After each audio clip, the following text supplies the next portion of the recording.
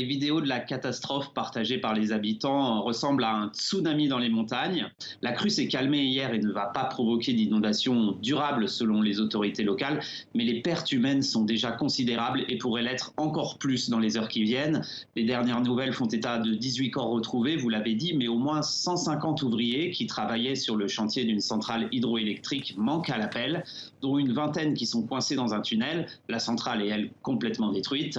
Le sauvetage des disparus est très périlleux dans cette région isolée, à haute altitude. Plusieurs équipes de réponse aux catastrophes naturelles ont été envoyées sur place avec des hélicoptères en plus de l'armée. 15 personnes ont été secourues pour l'instant. Sait-on pourquoi ce glacier s'est détaché? Pas d'annonce du côté du gouvernement. Le Premier ministre Narendra Modi a assuré surveiller la situation et annoncé d'importantes aides pour les familles des victimes.